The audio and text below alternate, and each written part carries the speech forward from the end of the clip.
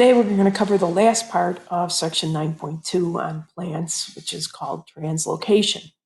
Now, if you remember in the xylem, we were talking about the process of transpiration, or the evaporation of water to the leaves of plants. Translocation is another process which is just a little bit different, right? Here we are transporting, we're not worried about water vapor like we were with the xylem.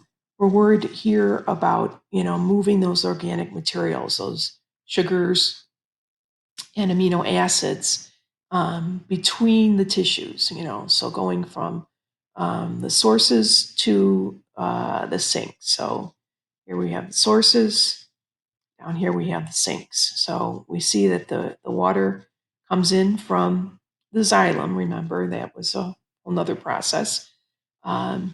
And we are going to get the making here of the sugar that's going to help keep the plant alive. And that's going to be done in the phloem. And that sugar is going to be sucrose, right? And then this is an active process, so there's energy involved. And that sugar then leaves through the sink. So comes in the source, out with the sink. So we're going to look at what these processes, both active and passive processes, have to do. So sucrose is going to be the most common type of sugar that we're going to see in the phloem. And those molecules, like I said, are going to come in from the source cells. They come into the phloem over here with water, remember, that's coming in through the xylem. And remember, we've got the cambium that separates the xylem from the phloem. And that sugar is going to move in what we call an active process, which we're going to call loading. That's going to increase the number of companion cells here that we have, and it will increase then that movement of sucrose across the membrane. So water comes in, again, one way in our xylem, cambium, and then the other tube here is the phloem, which is what we're looking at today. And in translocation, we get the movement of sugar from our source. In this case, it happens to be a leaf, from the source into the companion cell, into the phloem.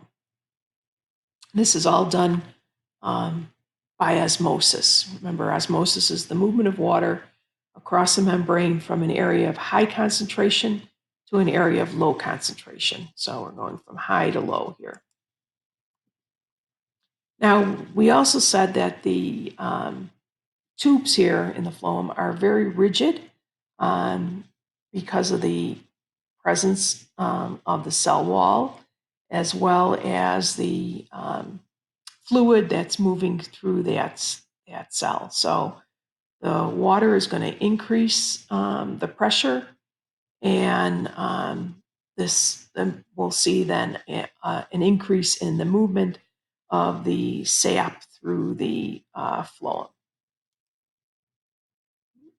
Just another look here. Again, water. Again, we're looking at the process of osmosis coming in the xylem, again, pulled up against gravity. It is going to push over into the phloem. The sugar is going to come from the source of the cell, crosses the membrane. It's going to move downward, and it's going to exit through the sink cell, which is a cell that we're going to use to store energy for when the plant needs it, as well as the sugar. When this is happening, our osmotic pressure is decreasing, right? We're moving from more hydrostatic pressure to less osmotic pressure, right? And this is really what we refer to as the pressure flow hypothesis, right? We get this shift from high osmotic pressure to a diminishing um, lower pressure in the phloem itself.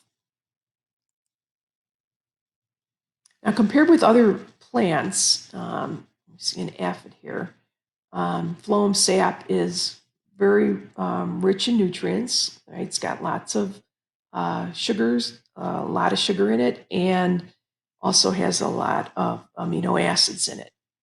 And the insect, in this case, the aphid, has a mouth with what we call stylets into it that pierce the tissue of the leaf in order to get at the sap, which of course provides it with energy and of course the food that it needs to stay alive.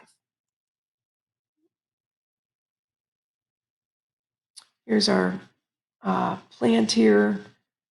This is just, a diagram that IB sometimes uses to look at, what are the transport rates. If we have a 65 centimeter span here, how quickly is sap moving from source over here to the end point in the root system over this way. So there are several different experiments that with aphids that IB takes a look at.